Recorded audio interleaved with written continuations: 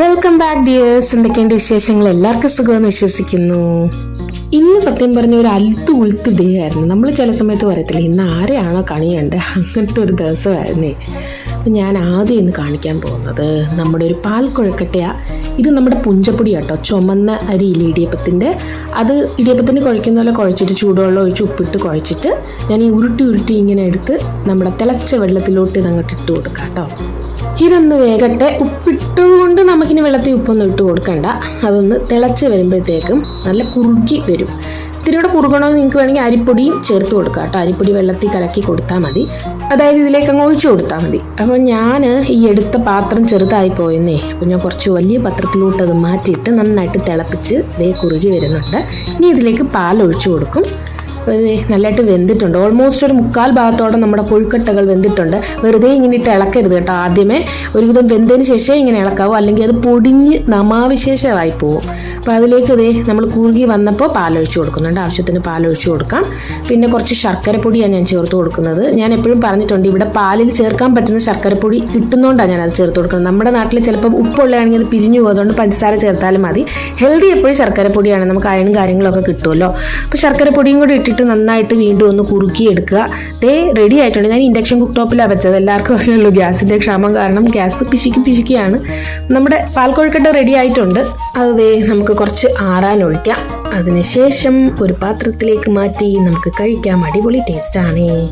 ഇപ്പോൾ ഗ്യാസൊക്കെ ഇല്ലാതെ നമ്മൾ ജീവിക്കാനൊക്കെ പോയി പഠിച്ച് നമ്മുടെ നാട്ടിലൊക്കെ അടുപ്പൊക്കെ കൂട്ടിയ ആളുകൾ ശീലിച്ച് കാണുമല്ലേ. ഇപ്പോൾ ആലുവ അടുപ്പ് എന്നൊക്കെ പറഞ്ഞ് പുകയില്ലാത്ത കുറേ അടുപ്പുകളും കാര്യങ്ങളൊക്കെ ഉണ്ടല്ലോ.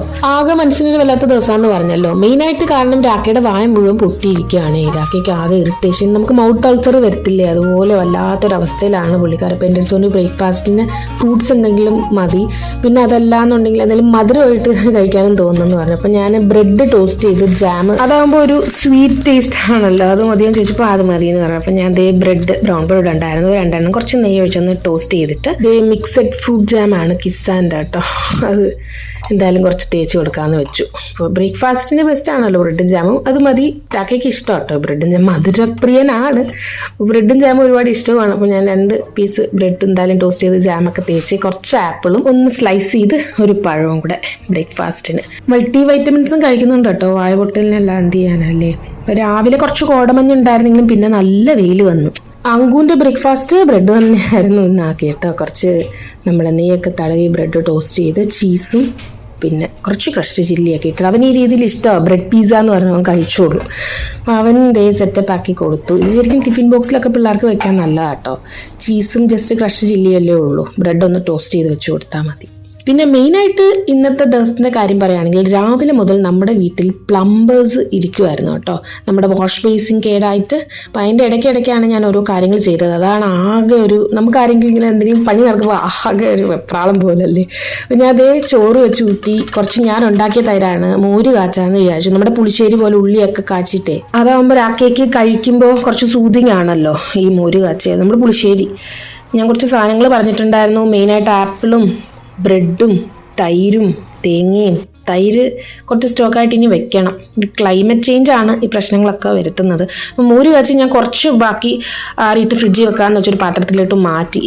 പിറ്റേ ദിവസം കൊടുക്കാമല്ലോ, കുറച്ചധികം ഉണ്ടായിരുന്നു. പിന്നെ പപ്പായ ഫ്രിഡ്ജിൽ ഇരിക്കുന്നത് അതും കട്ട് ചെയ്ത് പീസ് ചെയ്ത് വെച്ച രാക്കയിൽ ലഞ്ച് കഴിഞ്ഞിട്ട് കഴിക്കുമ്പോൾ അതൊക്കെ ഒരു ആശ്വാസമാവല്ലോ. പിന്നെ നമ്മുടെ ഇഡ്ഡലി മാവ്, ഇതെപ്പോഴും ഞാൻ ഇപ്പോൾ കുറച്ചേ ഇങ്ങനെ അരച്ച് വെക്കും കേട്ടോ. നമ്മുടെ ഇൻഡക്ഷൻ കുക്ക് ടോപ്പിലോട്ട് വെച്ച് ആവി കയറ്റി എടുക്കാമല്ലോ നമ്മുടെ ഇഡ്ഡലികൾ.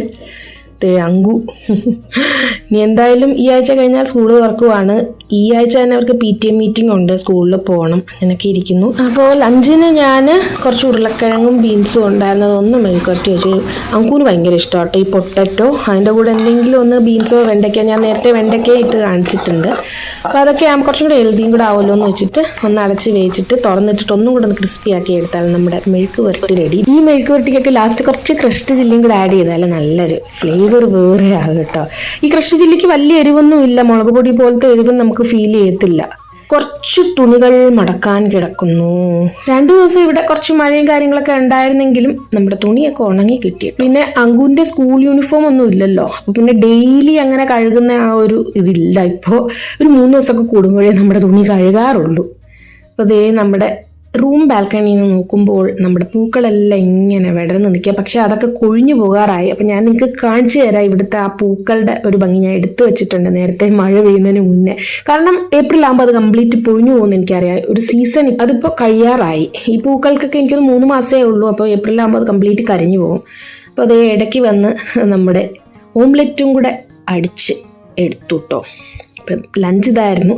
ഞാൻ പറഞ്ഞല്ലോ നമ്മുടെ പ്ലംബേഴ്സ് ഇരിപ്പുണ്ടായിരുന്നു. സംഭവം എന്ന് വെച്ചാൽ കുറച്ചൊരു ലീക്ക് ഉണ്ടായിരുന്നു. മേളിൽ ഇങ്ങനെ തുള്ളിയായിട്ട് വീഴുന്നുണ്ടായിരുന്നു. അപ്പോൾ അവർ രാവിലെ വന്ന് റെഡി ആയിട്ട് പോയതിനു ശേഷം താഴെ കൂടെ ലീക്കായി. പിന്നെ അവർ രണ്ടാമത് വന്നു. രാത്രി ലഞ്ച് കഴിക്കാൻ വന്നപ്പോൾ വീണ്ടും ചെറിയ എന്തോ പ്രോബ്ലം ഉണ്ടെന്ന് പറഞ്ഞു. വീണ്ടും വന്നു. അപ്പം മൊത്തത്തിൽ ഇന്ന് അവർ ഇവിടെ മെഴുകുമായിരുന്നു.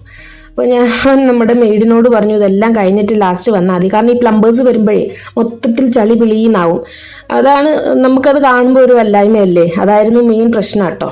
അപ്പം നമ്മുടെ ഡിന്നർ ഇന്ന് എന്തായിരുന്നു എന്ന് വെച്ചാൽ കഴിഞ്ഞ വ്ളോഗിൽ ഞാൻ കാണിച്ചു നമ്മുടെ ചിക്കൻ.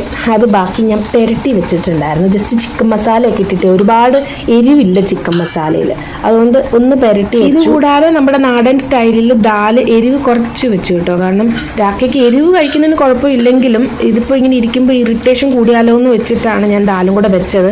ചിക്കൻ ഫ്രൈക്ക് ശരിക്കും ഈ കാണുന്ന പോലെ എരിവൊന്നും ഇല്ല കേട്ടോ. അങ്ങനെ ചിക്കൻ മസാലയാണ് ഞാൻ മെയിൻലി പെരട്ടിയത്. പിന്നെ കുറച്ച് ഉള്ളിയും നമ്മുടെ വെളുത്തുള്ളിയും കൂടെ ഒന്ന് ചതച്ചിട്ട് കുറച്ച് ക്രഷ്ഡ് ചില്ലിയും കൂടെ ലാസ്റ്റ് ഇട്ടിട്ടൊന്ന് മെഴുക്ക് പുരട്ടി പോലെ നമ്മുടെ റോസ്റ്റ് ചെയ്തെടുത്തതാണ്. അപ്പോൾ രാക്കയ്ക്ക് അഥവാ ഇത് പറ്റത്തില്ല എന്നുണ്ടെങ്കിൽ ദാലായാലും കൂട്ടി കഴിക്കാമല്ലോ. ദാലിന് എരിവില്ല. അപ്പോൾ ഇതായിരുന്നു നമ്മുടെ ഡിന്നർ. നല്ല ചിക്കൻ പെരട്ടി എടുത്തു. അങ്കുവിൻ്റെ ആഗ്രഹമായിരുന്നു ഇങ്ങനത്തെ ചിക്കൻ. പിന്നെ ചപ്പാത്തി, കുറേ നാളെ നമ്മൾ ചപ്പാത്തി ഉണ്ടാക്കിയിട്ട് കഷ്ടം തോന്നി. ഇവരുടെ ഫേവറേറ്റ് ആണ് ചപ്പാത്തി കേട്ടോ. എന്നും ഇഡലി. ഞാൻ വിചാരിച്ചു ഇന്ന് എന്തായാലും നമുക്ക് ചപ്പാത്തി ഉണ്ടാക്കി കൊടുക്കാമെന്ന്. അപ്പം ഞാനത് തന്നെ നേരത്തെ നമ്മുടെ മാവൊക്കെ കുഴച്ച് വെച്ചു. എന്നും ദോശ ഇഡ്ഡലിയൊക്കെ കഴിക്കുമ്പോഴും പ്രത്യേകിച്ച് ഡിന്നറിന് ഇവർക്ക് ചപ്പാത്തി തന്നെയാണ് ഇഷ്ടം. ചിക്കൻ ഫ്രൈ ഒക്കെ ഉണ്ടെങ്കിൽ അങ്കുവിൻ്റെ ഫേവറേറ്റ് ചപ്പാത്തി തന്നെയാണ്. അതുകൊണ്ട് ഞാൻ ചപ്പാത്തിയും ചിക്കൻ ഫ്രൈ എന്നല്ല, ഓൾമോസ്റ്റ് ഒരു റോസ്റ്റ് പോലെ ഒരു ചിക്കൻ മെഴുക്ക് പുരട്ടി അതും റെഡിയാക്കി. ഇപ്പോൾ നവരാത്രി കാലമാണെന്ന് ഞാൻ പറഞ്ഞല്ലോ.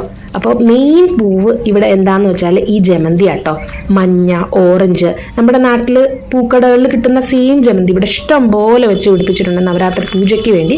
അത് കൂടാതുള്ള പൂക്കൾ ഞാൻ നേരത്തെയും കാണിച്ചിട്ടുണ്ട്. ഈ പൂക്കളുടെയൊക്കെ സീസൺ ഇപ്പം കഴിയും. ഏപ്രിൽ തുടങ്ങുമ്പോൾ ഇതെല്ലാം വാടി കരിഞ്ഞു തുടങ്ങും. കാരണം ഇപ്പം തന്നെ അത് പോയി തുടങ്ങി. 3 മാസം കണ്ടേ ഉള്ളൂ ഇത്. അതും ഒരു ക്ലൈമറ്റ് വേണം. നമ്മുടെ നാട്ടിലൊക്കെ ഇത് കിളിച്ച് കിട്ടാൻ കുറച്ച് പാടാണ്. കാരണം അതിൻ്റെ ഒരു ക്ലൈമറ്റിൻ്റെ ആ ഒരു സമയത്ത് ഇവിടെയും പിടിക്കത്തുള്ളൂ. ഏപ്രിൽ ആകുമ്പോൾ ഇവിടെ കരിഞ്ഞു തുടങ്ങുന്ന ചൂട് വരും. ഒരു ചെടി പോലും നമുക്ക് കാണുമ്പോൾ തന്നെ കഷ്ടം തോന്നുന്ന രീതിയിൽ കരിഞ്ഞു പോകുന്ന വെയിലായിരിക്കും. 50 എബവ് ഒക്കെ ഇനി അങ്ങോട്ട് വരും മേയൊക്കെ ആകുമ്പോൾ. അപ്പോഴത്തേക്ക് പൂക്കൾ പോയിട്ടൊരു പുൽക്കൊടി പോലും ഇവിടെ കാണത്തില്ല. അപ്പോൾ ഞാൻ എന്തായാലും ഈ മഴ പെയ്യുന്നതിന് മുന്നേ പോയി എടുത്ത കേട്ടോ. ഇനി മഴ കഴിഞ്ഞിട്ട് ഞാൻ പോയില്ല, മിക്കവാറും പൊഴിഞ്ഞു പോയി. എനിക്കറിയത്തില്ല. നമ്മുടെ കിച്ചൺ ബാൽക്കണിയിൽ നോക്കുമ്പോൾ ഈ പിങ്ക് പൂക്കളാട്ടോ. ബാക്കി പൂക്കൾ ഇനി ഒന്ന് റൗണ്ട് അടിച്ചാലേ ഈ വൈറ്റ് പൂവൊക്കെ ഉണ്ടോ എന്ന് അറിയാൻ പറ്റത്തുള്ളൂ.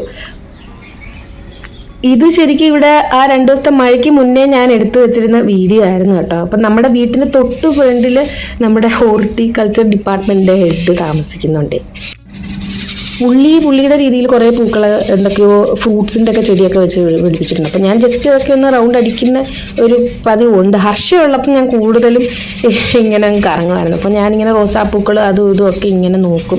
നമ്മുടെ വീടിൻ്റെ തൊട്ട് ഫ്രണ്ടിലുള്ള കേട്ടോ. അപ്പോൾ ശരിക്കും ഈ പൂക്കളൊക്കെ സൈഡിലോട്ടാണ്. ആ റോഡ് സൈഡ് നമ്മുടെ ബാൽക്കണിയിൽ നിന്ന് കാണുന്ന ആ റോഡ് ഉണ്ടല്ലോ മെയിൻ, അവിടെയാണ് ഈ പൂക്കളൊക്കെ വരുന്നത്. അല്ലാതെ ഇൻഡിവിജ്വലി ആൾക്കാർ വെച്ച് പിടിപ്പിക്കുന്ന പൂക്കളും കാര്യങ്ങളും ഒക്കെയാണ് കേട്ടോ. അപ്പോൾ ഈ മയിലും കാര്യങ്ങളും ഒക്കെ നിൽക്കുന്ന ഈ ഏരിയ നമ്മുടെ ഹർഷയുടെ ഏരിയ ആയിരുന്നു. ശരിക്കും ഹർഷ ഒത്തിരി മിസ് ചെയ്യുന്നുണ്ട് ഇപ്പം, സത്യം. അപ്പോൾ നമ്മുടെ കിളിയും കൂടെ ഒന്ന് കാണിച്ചിട്ട് ഇന്നത്തെ വീഡിയോ വൈൻഡപ്പ് ചെയ്യാണ്.